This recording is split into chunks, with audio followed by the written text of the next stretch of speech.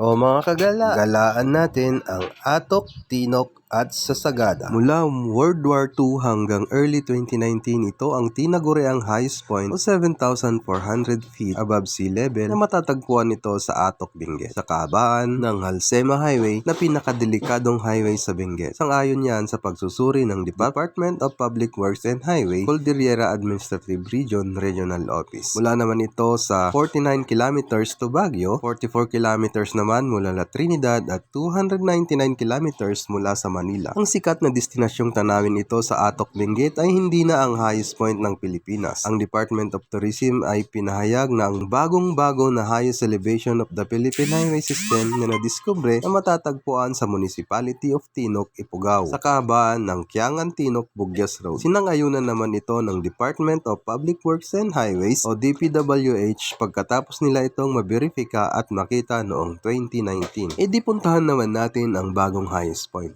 Nadiskubre sa lalawigan ng Ifugao ang pinakabagong highest elevation o pinakamataas na kalsada ng Pilipinas sa highway system ayon sa Department of Tourism, Cordillera. Matatagpuan ngayon ang pinakamataas na kalsada sa Sitio Ginhaw, Kukan, Tinok, Ifugao sa kahabaan ng Kiangan-Tinok, Bugyas Road. Batay sa pagberifika ng Department of Public Works and Highway, ang nasabing highest point ay may taas o elevation na 7,968.7 feet o 2,428.66 meters above sea level. Ayon sa ahensya, mas mataas ito sa 568.7 feet kung iahambing sa unang naideklarang highest point sa Katubo, Atok na may elevation na 7,400 feet above sea level. Isinagawa ang field assessment sa Kiangan-Tinok, Bugyas Road noong nakaraang Enero 2019 sa pamamagitan ng mga kinatawan ng Planning Service ng DPWH at DPWH Cordillera at Ifugao 1st District Engineering Office. Sa pagsusuri, lumalabas na ang bagong highest point ay matatagpuan sa tinatawag na The Virgin Forest of Mossy Forest na makikita rin dyan ang Sea of Clouds, Tinok. Maliban pa ang napakalamig sa nasabing lugar. Dahil dito, naglagay ng marker sa final na spot ang bagong highest point sa nasabing bayan. Idi babain naman natin ang Sagada Mountain Province. Sa Sagada Mountain Province, makikita ang Sumaging Cave. Isa ito sa pinakamaganda at tinatawag na kayamanan ng Mountain Province ay ang Sumaging Cave na matatagpuan sa nasabing lugar. Ang Sumaging Cave ay kilala dahil isa sa pinakamalaking kuweba sa kabuuan ng Sagada at dito rin matatagpuan ang The King Curtain na ubod ng ganda. Ang Sumaging Cave ay isa rin sa pinakadelikadong kuweba sa Pilipinas dahil sa matatalim at madudulas na bato nito. Kinakailangan bago man pumasok sa kuweba ay magsuot ng rubber shoes at dry fit shirt